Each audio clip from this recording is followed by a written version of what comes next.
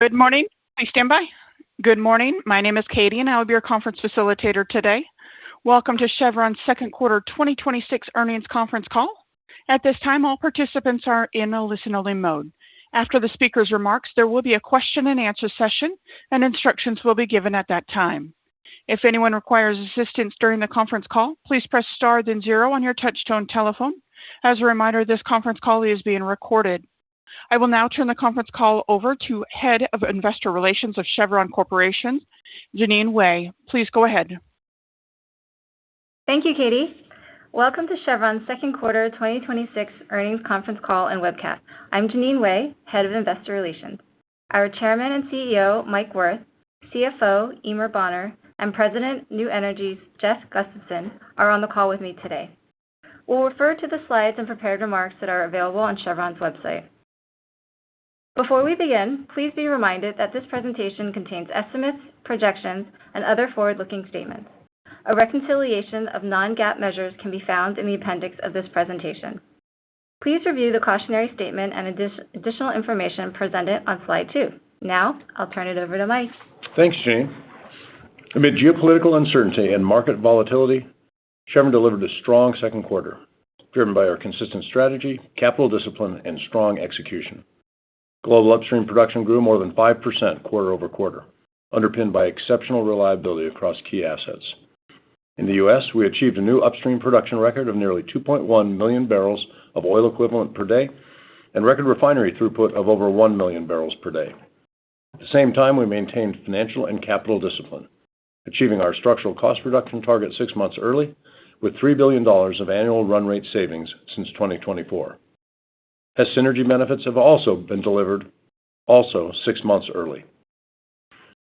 We continue to capture strong capital efficiencies in U.S. shale and tight and expect to spend 25% less CapEx per barrel of oil equivalent in 2026 compared to last year. And we strengthened our balance sheet to underpin long-term investment to deliver reliable energy the world will need for decades to come. This month also marks the 1-year anniversary of the Hess acquisition. We pulled value forward, capturing 50% more synergies than initially targeted, with $1.5 billion realized 6 months ahead of schedule. The Hess assets are generating strong free cash flow, which has been roughly double the incremental dividends and accretive to shareholders on a per-share basis. This reflects the quality of the combined portfolio. Guyana is a world-class asset with significant resource depth that is expected to extend high-margin oil growth into the 2030s. In the Bakken, we're leveraging best practices from our shale and tight business to drive performance improvement, drilling laterals that are on average 28% longer, optimizing workovers, and applying advanced chemicals. And we're also maintaining similar production with 1 less rig. Further, we're benefiting from the talented Hess employees who bring deep expertise in offshore, unconventional, and exploration. The entire organization is stronger because of this combination. I'll now hand it over to Jeff, who will share an update on power. Thanks, Mike. The U.S. is undergoing a structural shift in electricity demand as AI accelerates, and reliable power is becoming the critical constraint. Chevron is well-positioned to address this challenge. We bring a combination of assets and capabilities we believe few can match: a leading U.S. natural gas portfolio, extensive experience with large-scale behind-the-meter power, proven project execution capabilities, and strong partnerships that provide access to critical equipment and leading customers. This reflects Chevron's strategy in action.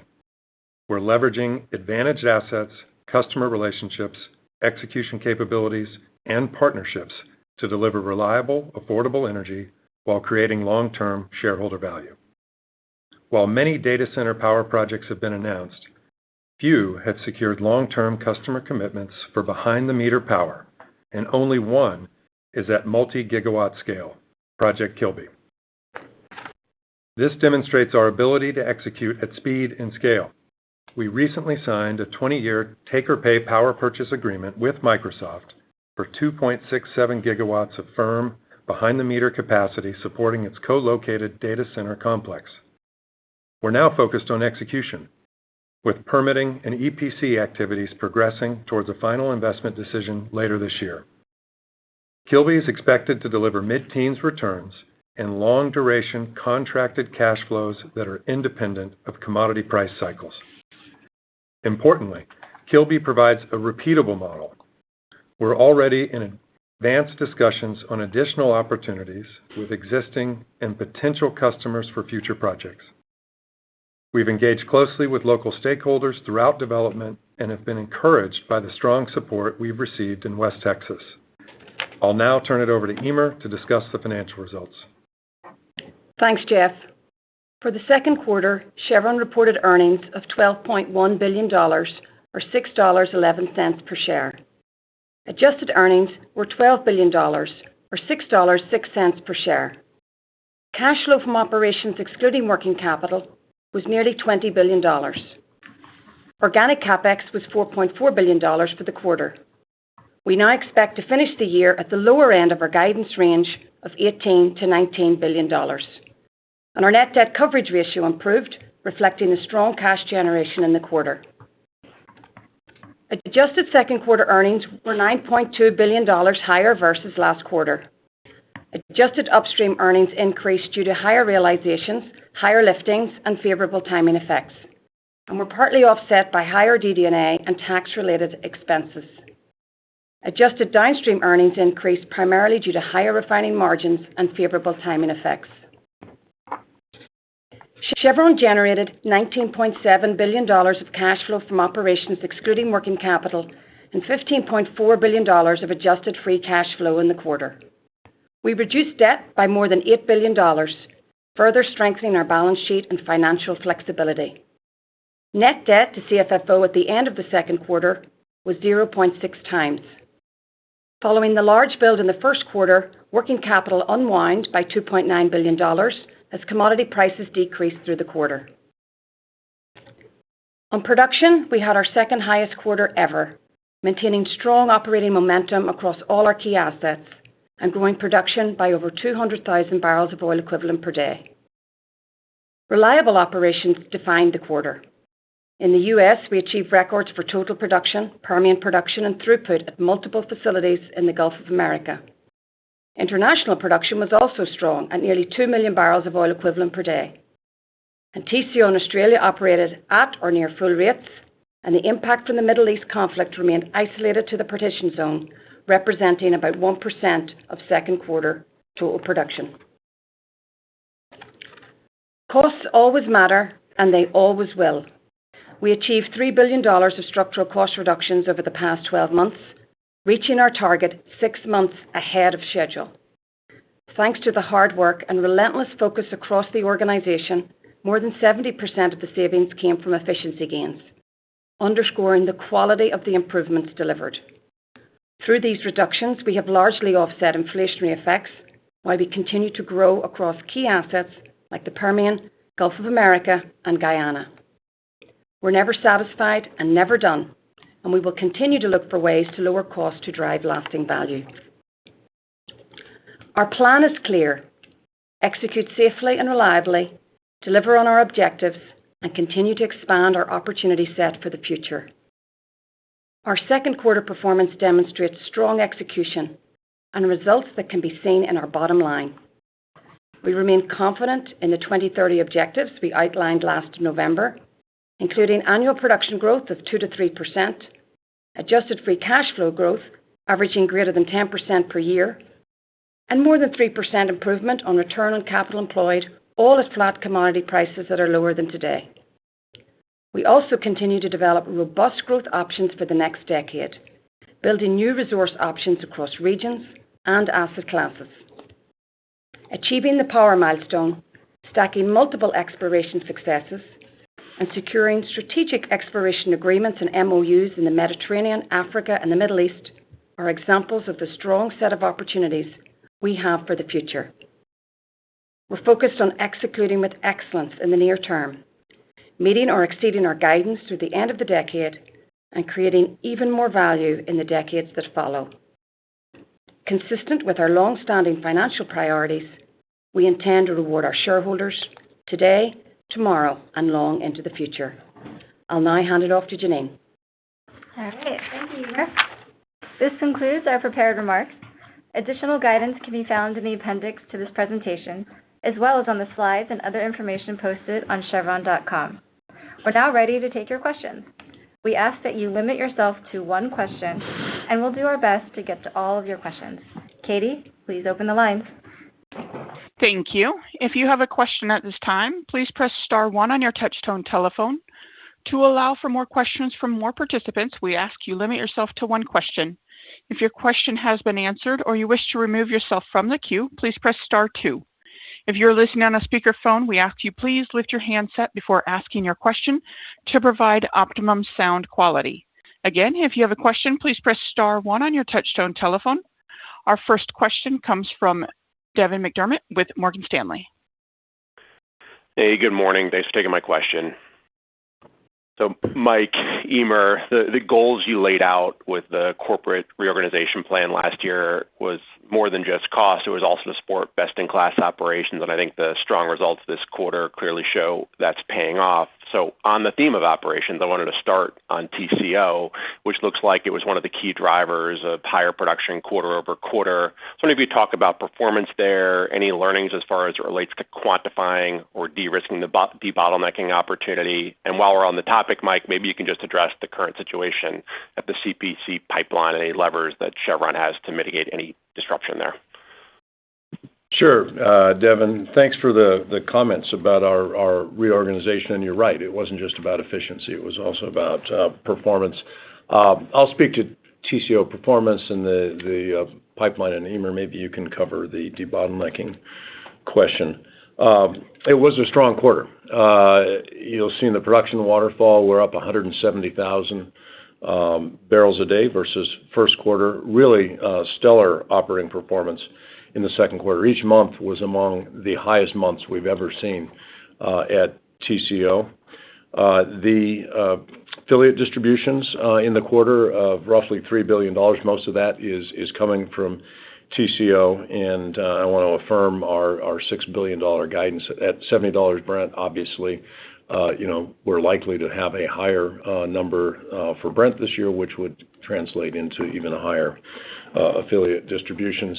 The team has been working incredibly hard on recovering from some of the first quarter issues, but really the most exciting thing is the ability to optimize across the entire field now.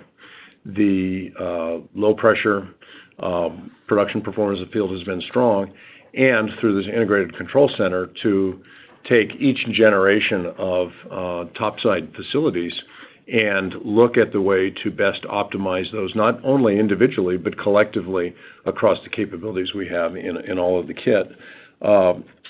The pipeline question, you've seen the media reports. There has been some activity in the Black Sea that we've seen primarily related to the Ukraine-Russia conflict. It has had, over the last number of quarters, intermittently, some impact on activity in and around Novorossiysk. I can tell you that today, both of our SPMs are in service there. The third SPM has been down for a while, undergoing some refurbishment activities. Will be open here in the third quarter, so all three available later in the third quarter. But the pipeline is flowing. We've been loading ships this week, and mitigation is, the usual things. We can ship some across the Caspian. We can ship some on rail. We've got storage that we can use to buffer some of these ups and downs. But as you know, CPC is the primary route to market for that production for us and others on the pipeline. We're clearly a big shipper on it, but not the only shipper. And we work with governments in the region, the U.S. government, Kazakh government, obviously other governments, to be sure that that pipeline stays flowing. It's critical to the world at a time when we need the energy. Eimear, maybe you can talk specifically about the debottlenecking of FGP and the third generation plant. Sure. So, Devin, the debottlenecking efforts, as Mike said, were focused on the third generation plant that we started up last year, and its original oil capacity is 260,000 barrels of oil per day. So the team there, they conducted a turnaround the fourth quarter of 2025, and during the turnaround, they changed out some of the internals in a major column in that system. It was very low capital job or modification. And since the fourth quarter last year, they have been testing the performance of that unit and its interaction with the rest of the utilities in the system in 3GP very extensively. So testing different operating conditions.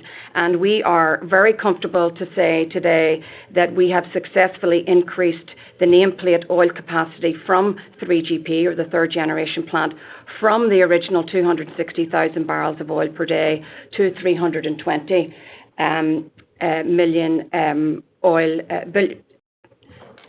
320,000 barrels of oil per day, sorry. So what that means for the overall total field processing capacity, it now takes the total field processing capacity to slightly above 1 million barrels of oil per day. And so we're really encouraged by that and confident that we can sustain that level of performance. The efforts by the team are consistent with our track record of looking for the technical limits in plant and increasing the capacity. So they'll continue to focus on safely and reliably optimizing the plant and the production, optimizing through the Integrated Operations Center from the reservoir through to the market. So we're really, really pleased with that. Thank you. We'll go next to Neil Mehta with Goldman Sachs. Yeah, thanks, Mike and Eimear. I just want to spend some time on the shale and tight part of the portfolio. And Mike, maybe you can give us how you're thinking about the different components there. The 25% less CapEx per barrel oil equivalent in 26 compared to last year is a good data point. It sounds like capital efficiency is moving in the right direction. Spend a little bit of time in the Bakken as you evaluate whether this is core or non-core, and then spend some time in Vaca Muerta. Maybe a quick tour around the world would be great on shale and tight. Okay. Well, let me give you a couple of comments, and then have Eimear talk about capital efficiency in the Permian in particular. We're producing on the order of 1.7 million barrels a day out of our shale and tight portfolio. One of the things I'm really pleased with in the new operating model is we've brought all these assets together under common management. Previously, we had them reporting in geographically, and we attempted to, coordinate across those assets, but it's not the same as having one organization responsible for operating all of them, for applying technology to all of them to optimize activity across all the shale and tight portfolio.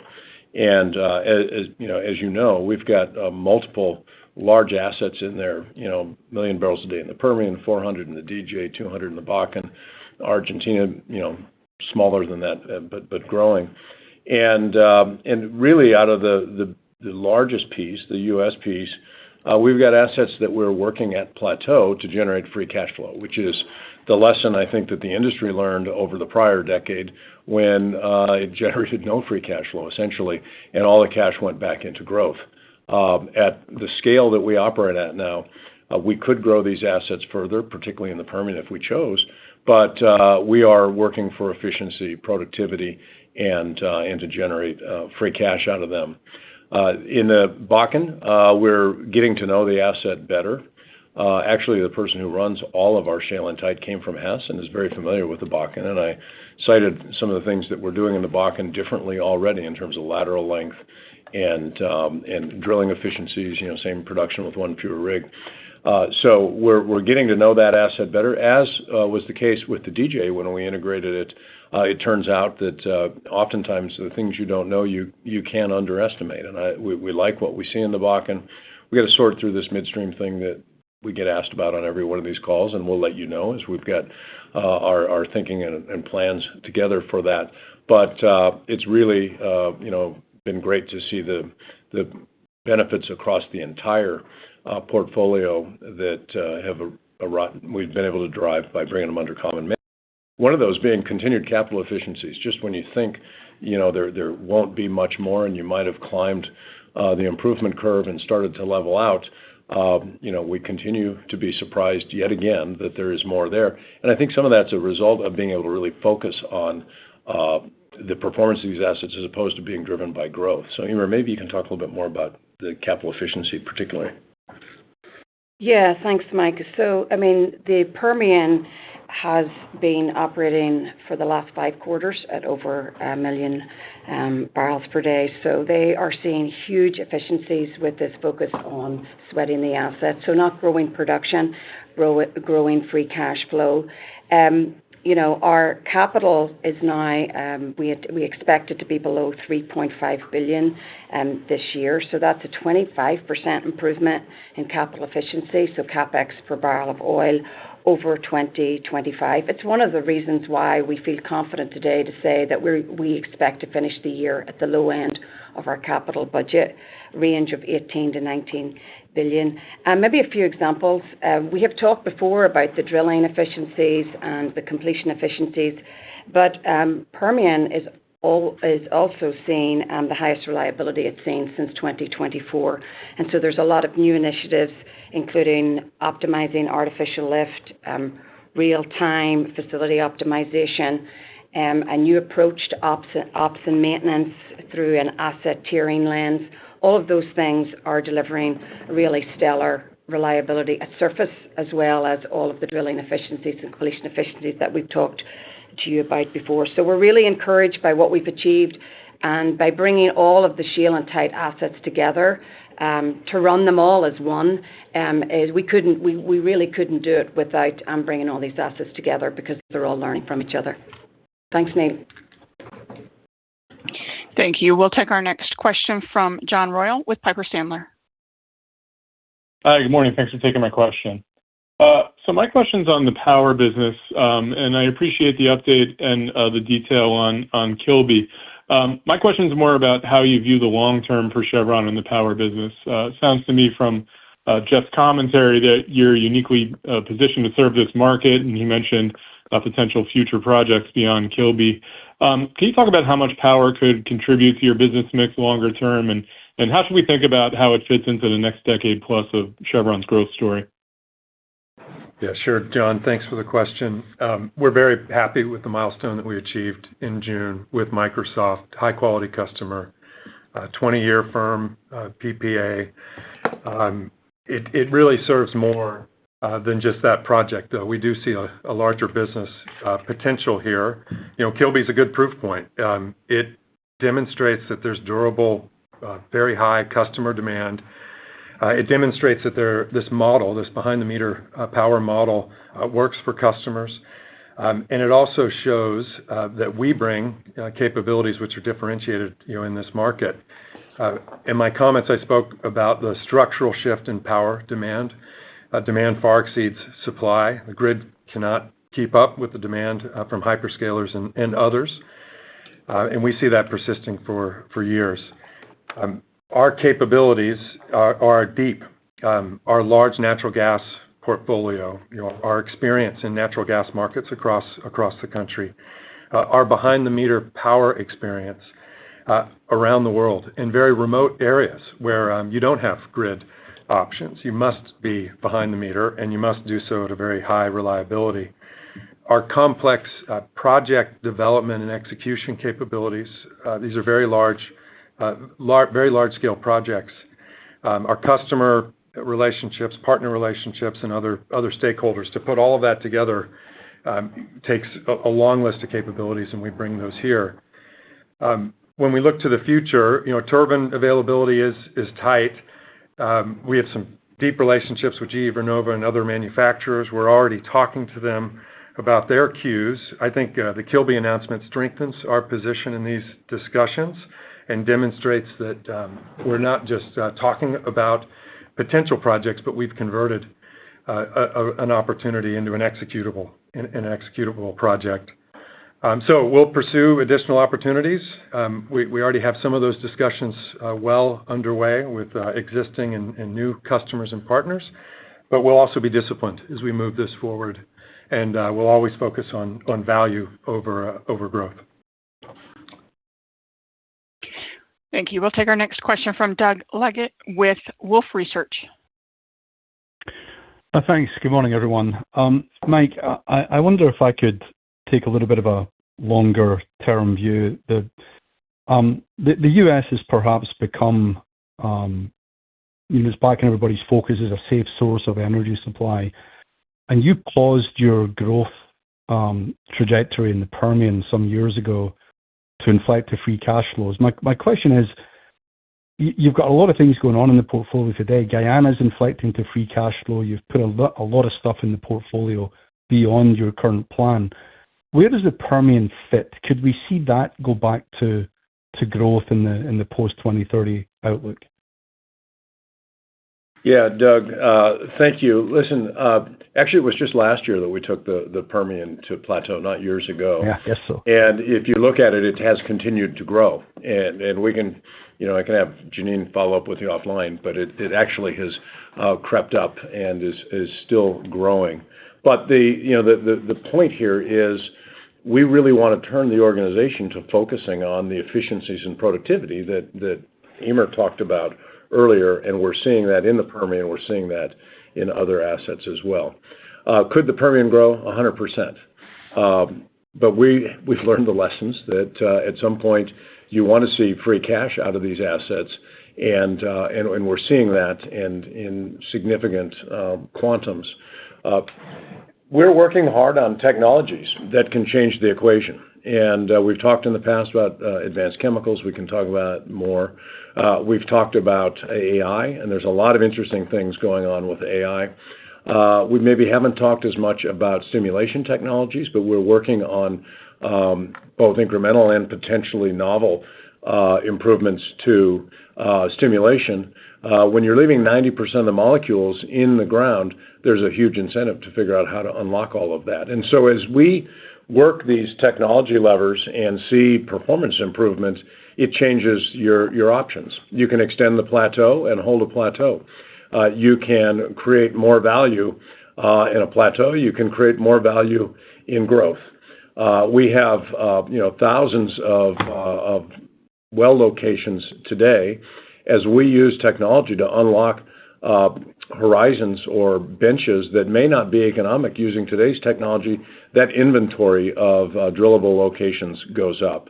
And so this is an asset that is incredibly advantaged given our long history there, given our royalty position there, and we are going to work it to create value, not for a year or two, not growth for a year or two, but value long into the future.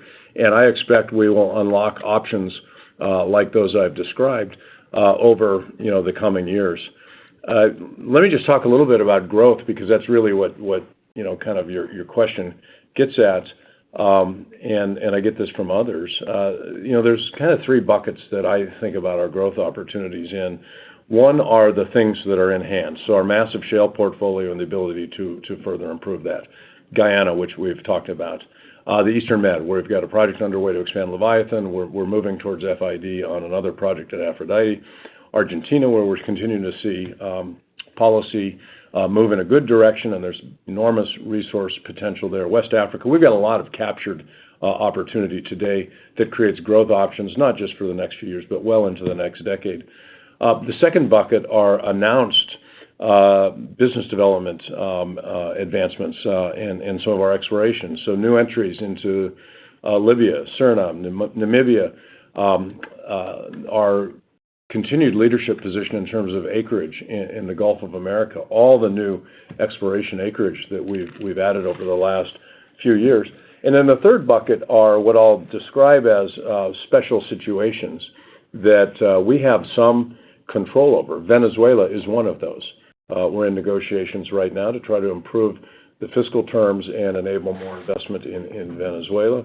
A second one of those would be the Iraq situation, where due to the circumstances Lukoil found itself in, it has stepped away from West Qurna 2. The Iraqi Prime Minister who was here recently, we've signed some agreements with them, and there is significant potential at West Qurna 2, Nasiriyah, and in Iraq.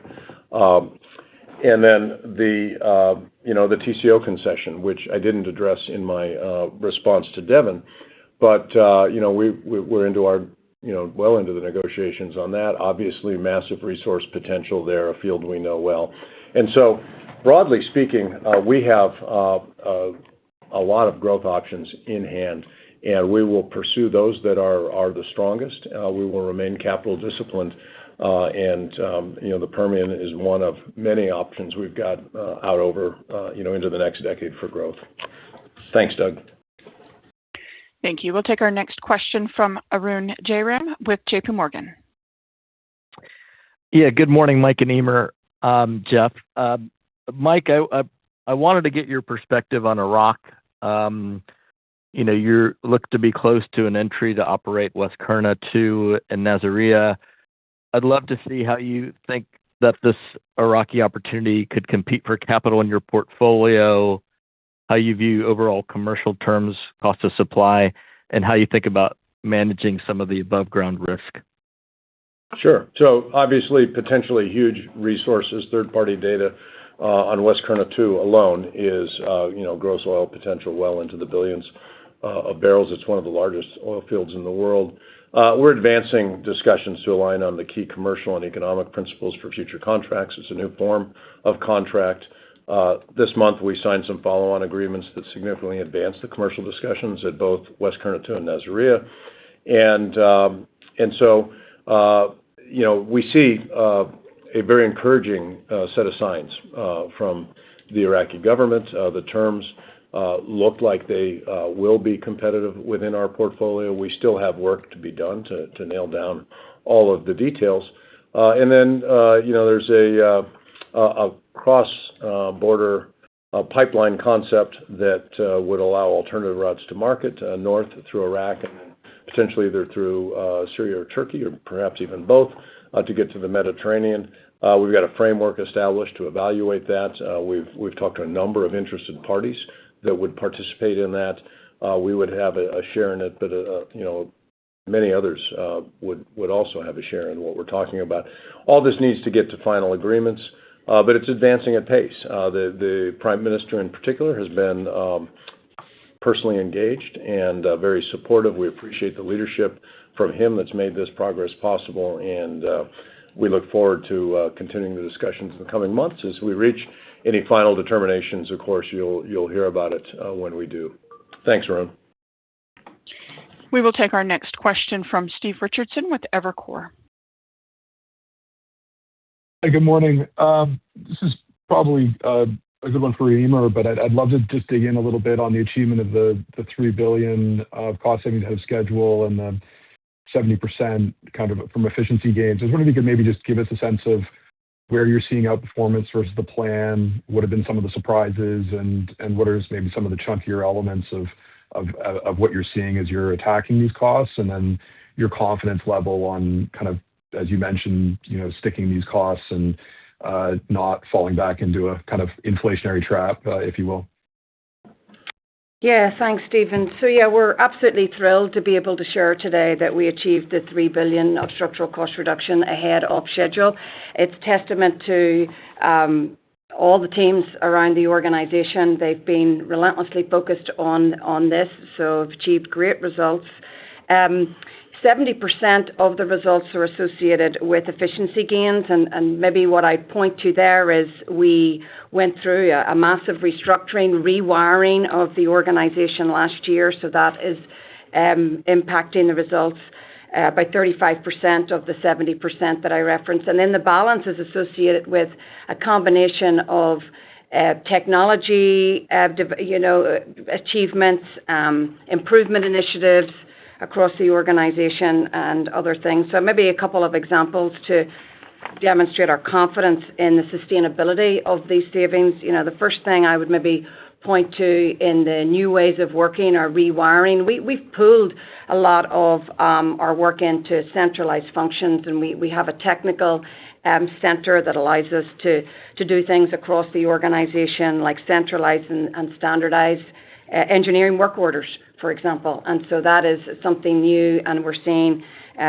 results there. Another good example would be the way that we are looking at maintenance reliability. We talked earlier about how the shale and tight business, they're running as one, all together, learning from each other, and they have predictive maintenance that they have in place in all of the assets that is delivering results, much more proactive in detecting anomalies and ensuring minimum loss production. And then maybe a final one that I would talk to is around one of the improvement initiatives that's inspired by benchmarking and rigorous benchmarking, and that is turnaround optimization and what the teams are doing to tighter control scope, prioritize, sequence, learn from each other. Those would be examples. So I call out these examples because they're things that are now built into the business, and we're very confident that we'll continue just with this focus that we have. Costs always matter; they always will. We're never satisfied, and we're never done. And we have a very strong culture across the organization and paying attention to this always. So thanks for the question. We will take our next question from Biraj Borkhataria with RBC. Hi, thanks for taking my questions and thanks for the presentation. I just wanted to follow up on CPC again. This is obviously a very significant pipeline that serves your asset, also a number of your peers. So I suspect there's a number of governments involved trying to solve this issue. But could you just kind of clarify, if CPC pipeline is closed for an extended period of time, how much of that 1 million barrels a day of liquids could be evacuated by the alternative routes? And then related to that, in the Middle East, there's a lot of discussion at the moment around building alternative evacuation to reduce the risk from the Strait. I'm just wondering if anything incremental is being discussed here. I know the geography is obviously very challenging, but any thoughts on that would be helpful. Thank you. Yeah, Biraj, clearly, with the CPC being the primary evacuation route, if it were to be shut down for an extended period of time, that will create issues for all the shippers on that line. And that's a number of different projects in Kazakhstan, a little bit that comes in from Russia as well. I mentioned our alternatives before. I don't think we've quantified those, and I don't intend to. But you've seen creativity in the Strait of Hormuz over the years. We've had to use some creativity at times with CPC. But I will say the commitment to keeping it open from all the parties that rely on it and all the governments that rely on it is very, very high. And I have a great degree of confidence that that commitment is real and that we'll see the CPC, I won't say never interrupted, but I don't think that the scenario that you pose is a highly likely scenario that there'd be an extended shut-in. On your second question about the Strait, I'm not sure I've fully understood it. I mean, I think you're probably aware of the kinds of things that have been done: the shuttling through the Strait, the loading outside the Strait, the pipelines. There are a number of different workarounds that have helped continue to establish some degree of flow through the Strait. Those are the short-term actions, and then the kind of the medium-term actions. I talked about one of them with the pipeline that we're evaluating to move to the Mediterranean. There are other ideas like that that are being advanced by others. Thanks. We'll take our next question from James West with Melius Research. Hey, good morning, Mike and Eimear. So, wanted to that you very eloquently shifted a question on the Permian earlier to really walking around the world, demonstrating the optionality that you've put in place in various markets that are now turning into signed agreements and action. I wanted to dig in a little bit deeper. I wouldn't ask you to walk back around, but on exploration in particular, that I'm thinking, Libya, Namibia, Greece. Where are you kind of most excited?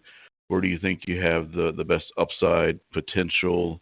And where do you think maybe we as the market are kind of missing what you're up to?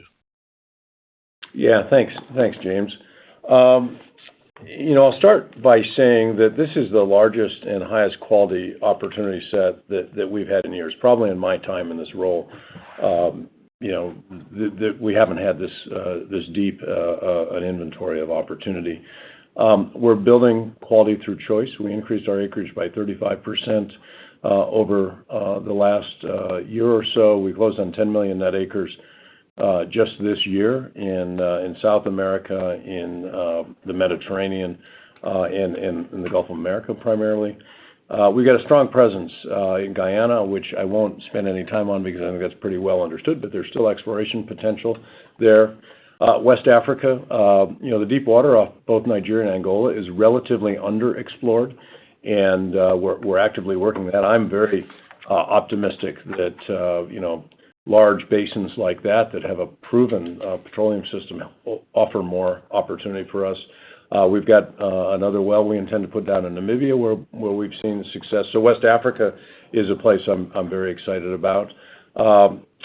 The Mediterranean is interesting.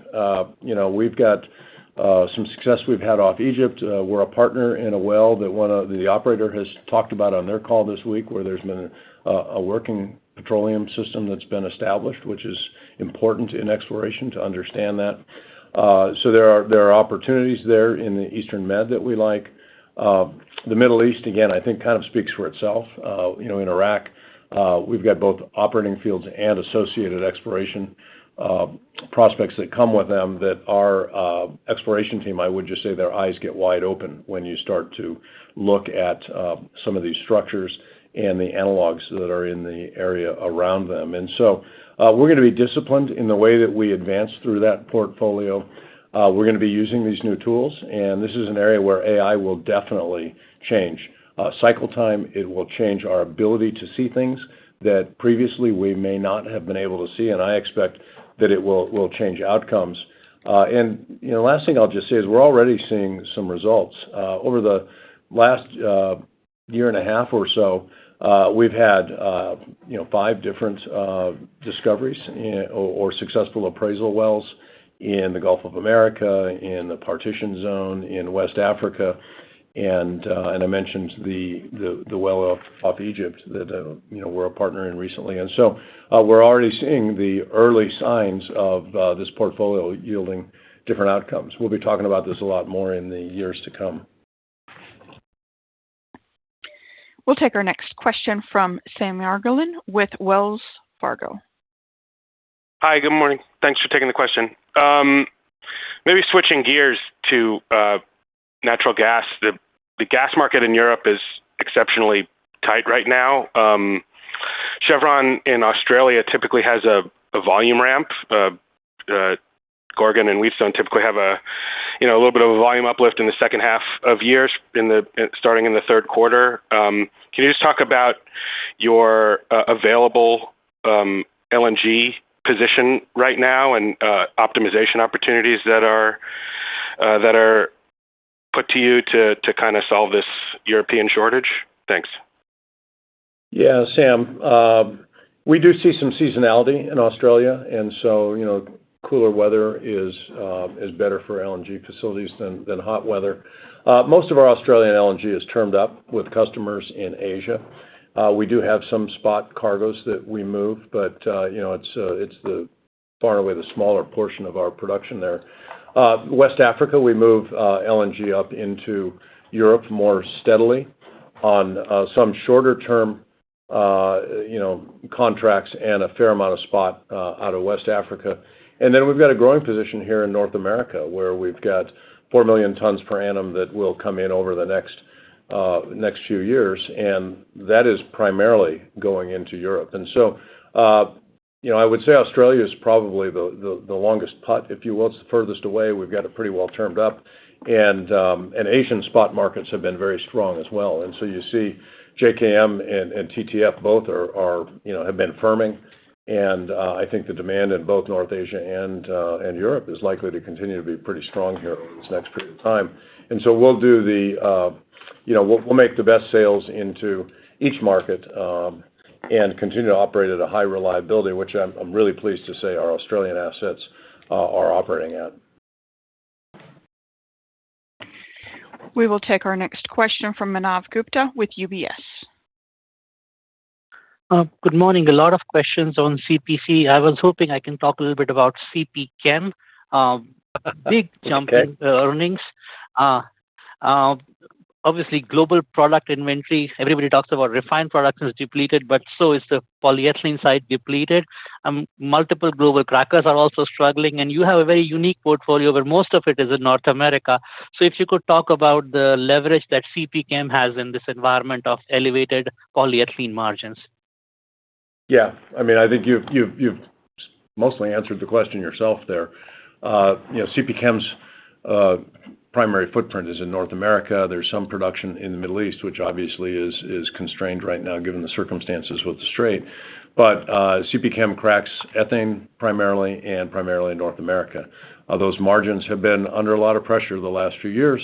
They've been buoyant, to say the least, over the last few months as we've seen naphtha out of the Middle East constrained, which mostly flows into North Asia for naphtha crackers, which are normally the price-setting mechanism out there in the marketplace. And ethane crackers are lower cost. The margins tend to be better. And in an environment where you get production tightening up the way that it has, CP Chem is advantaged in this kind of an environment. We'll see how long it lasts. I can't predict when things in the Strait will settle down and we'll start to see those flows again. But very pleased with the performance in CP Chem right now. We'll take our next question from Jean Ann Salisbury with Bank of America. Hi, good morning. Can you discuss your decision to license your surfactant technology versus keeping it in-house? How did you view the pros and cons there, and how large could this revenue stream be? Hey, Jinan, I'll take this one. Yeah, no, we're really excited about this. Look, the rationale was really just to explore another pathway for innovation. Advanced chemicals is such a focus for us with regards to improving recoveries, as Mike talked earlier, for our entire shale and tight asset class. And we have a lot of work underway deploying pilots, trying different chemicals, and an opportunity to work with a partner that has manufacturing capability, distribution capability, and pumping service, quite frankly, allows us to co-innovate with them and accelerate scaling this technology with speed. So, I mean, that's overall the rationale. We have a lot of NOJV volumes, and therefore having a partner like CEL allows us to benefit from those volumes, offer this to our NOJV partners, and it's a win-win. And overall, we see it as a way to accelerate our progress on doubling shale and tight recovery across the shale and tight basin. So that's the rationale. And Jean, you asked about the materiality. The contribution from recoveries will be much larger, I think, than the licensing revenue. Yeah. We'll get licensing revenue from it, but in a company our size, the real opportunity is on the application of the chemicals. Thank you. We'll take our next question from Betty Jiang with Barclays. Hi. Hi, good morning. Thank you for taking my question. Probably a question for Eimear on the long-term CapEx. You mentioned earlier that Permian is falling below 3.5, and a lot of that is driven by capital efficiencies, which I would imagine will also put downward pressure on that Permian CapEx going forward. But at the same time, you have power that's folding in as well. So could you just remind us what's driving the range for that long-term CapEx and whether we could be seeing that number trending lower as well?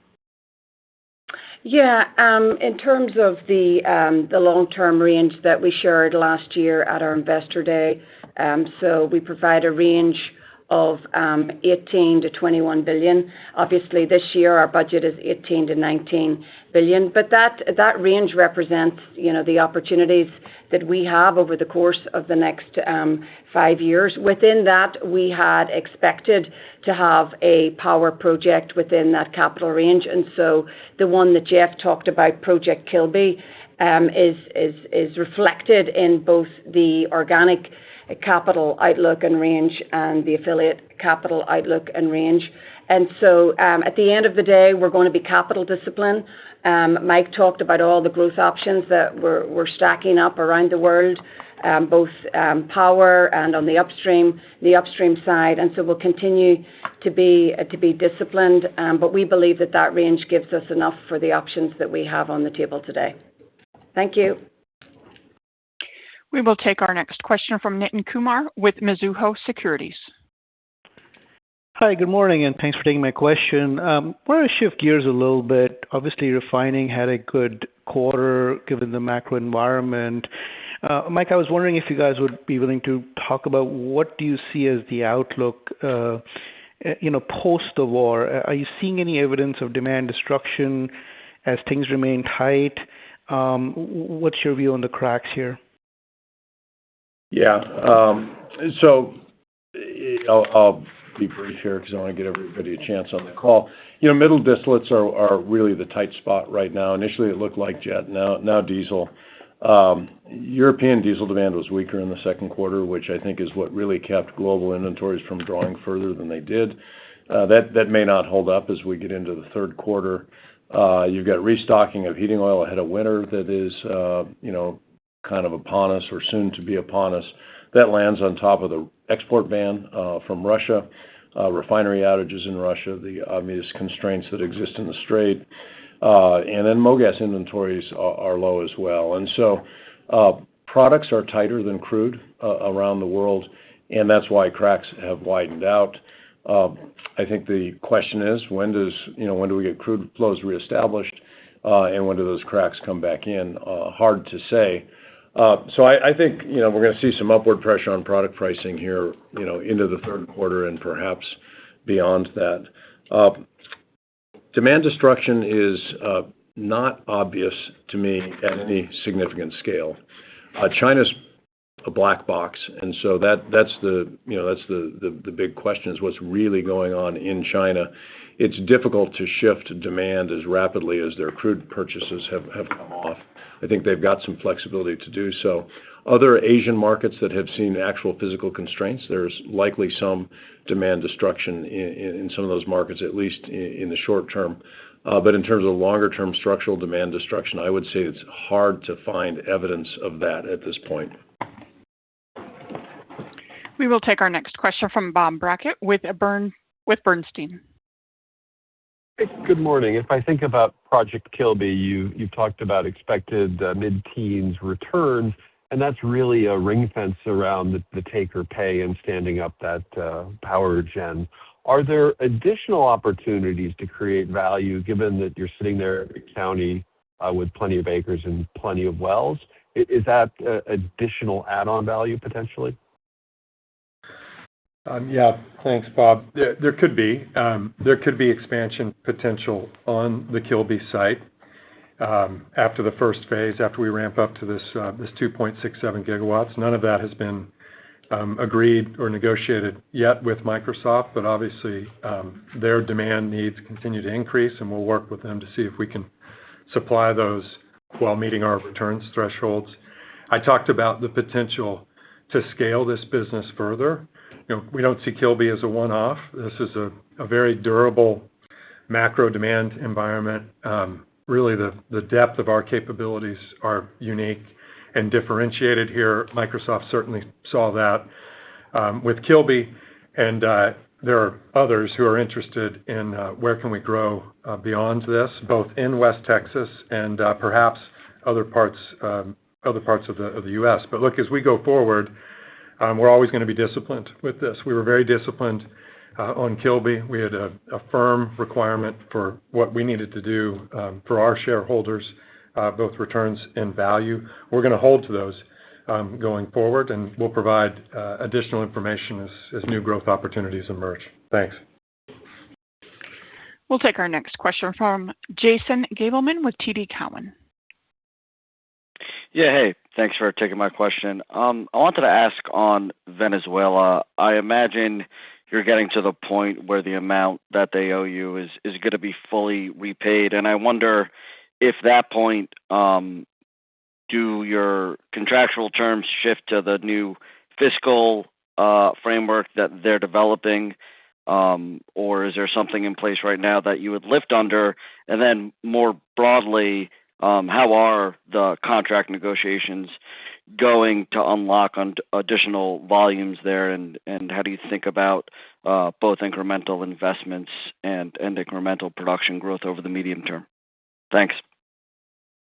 Okay, Jason, I'll maybe try and hit this one. On debt recovery, we are continuing to recover our debt. We expect that by early 2027, that will be fully recovered. In terms of our JVs, today we are operating 3 JVs very successfully. We've grown production over the last few years from 40,000 to 250,000.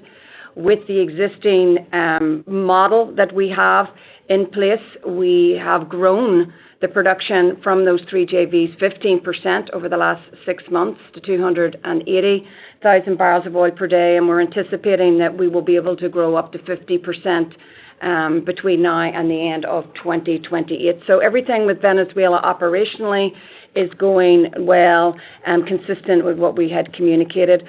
With regards to the opportunities, obviously we've been in Venezuela for 100 years. We've stayed there because of the potential in the country and the assets. We love the assets, the heavy oil that's there. We have a lot of experience in this space. So we are actively working with the government to look at other opportunities. We'll be disciplined. At the end of the day, the terms that we're discussing are confidential, but they have to be competitive, and they have to compete in our portfolio for capital. But I'd want to leave you with, we're very encouraged with where we are with Venezuela on the additional opportunities. Thanks for the question. Thank you. Our final question comes from Philip Jungwirth with BMO. Thanks. Good morning. Can you update us on your latest thoughts just around future investment across Argentina in the Vaca Muerta? Eimear, I think you were down there in May, and we saw some reports around over $10 billion development. It's always been a large contributor to other shale and tight. So just hoping you could update us on the potential here and what gives you the confidence now to push forward. Yeah, thanks, Philip. Well, we are really excited about the opportunity in Argentina. We've obviously got history there, 3 development areas that we are an operator in or in a non-operated position. We're producing 80,000 barrels a day from Argentina, 75% oil cut. So we like the products from Vaca Muerta, and we're leveraging the lessons from the shale and tight asset business that now includes Bakken and DJ and Permian to really look at how to deliver on the growth that we shared in our Investor Day, which is 3x, to grow at 3x by 2035. I think the engagement that you might be referring to was with the Minister of Economy, and we had a discussion around the RIGI framework that has recently been extended to oil and gas. And so we have applied for the El Trapial, an application for that asset, and this framework gives us 30 years of fiscal stability, incentives like accelerated depreciation and tax incentives. And so that makes Argentina look much more competitive from a growth option for us. So again, we'll continue to be disciplined, no change in the near term, but obviously a lot of opportunity to grow. Thanks, Philip. Okay, I think that's the last question we have. We'd like to thank everyone for your time today. We appreciate your interest in Chevron and your participation in today's call. Please stay safe and healthy. Katie, back to you. Thank you. This concludes Chevron's second quarter 2026 earnings conference call. You may now disconnect.